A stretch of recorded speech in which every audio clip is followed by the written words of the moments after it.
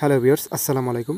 আশা করি সকলে ভালো আছেন। তো ভিউয়ার্স, আজকের ভিডিওর টপিক হচ্ছে যে আপনারা মেসেঞ্জারের হিস্টোরি অপশনটি কীভাবে খুঁজে বের করবেন।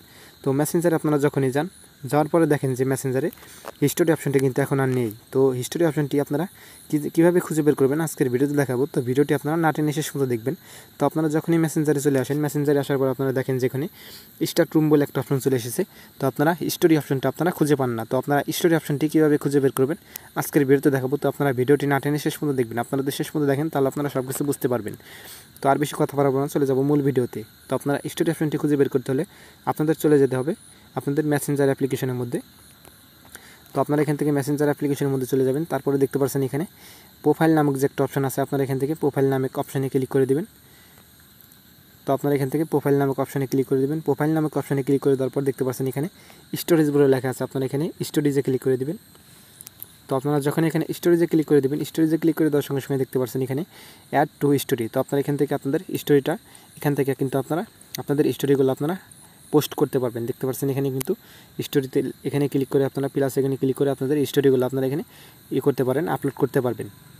তো এখন যে সিরিজটি দেখাবো সেটি হচ্ছে যে আপনাদের স্টোরিগুলো আপনারা কীভাবে খুঁজে বের করবেন। তো আপনারা যে স্টোরেজে যে আপনারা স্টোরেজগুলো খুঁজে বের করবেন, মানে যে স্টোরিজগুলো আপনারা পোস্ট করেছেন সেগুলো আপনারা কীভাবে খুঁজে বের করবেন। তো এগুলো হচ্ছে আপনাদের ফ্রেন্ডের স্টোরি। তো আপনাদের নিজের একটা কীভাবে বের করবেন, তো সেটা বের করার জন্য আপনারা এখান থেকে চলে যাবেন আপনাদের প্রোফাইল যে পিকচারটা আছে সেখানে ক্লিক করবেন। তো আপনারা সেখানে ক্লিক করার পর চলে যাবেন এখানে নিচে চলে যাবেন। নিচে চলে যাওয়ার পর দেখতে পারবেন এখানে স্টোরি।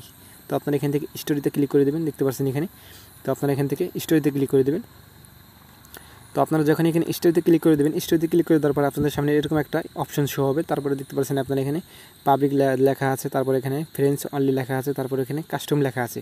তো এগুলোর মানে হচ্ছে এখানে আপনারা যদি পাবলিক করে দেখেন তাহলে আপনারা আপনাদের স্টোরিগুলো আপনাদের পাবলিকটা দেখতে পারবেন। তারপরে আপনারা যদি এখানে ফ্রেন্ডস অনলি করে দেখেন তাহলে আপনাদের স্টোরিগুলো এখানে ফ্রেন্ডস অনলি দেখতে পারবেন, মানে ফেসবুকের যে ফ্রেন্ডসগুলো থাকবে সেগুলো দেখতে পারবেন।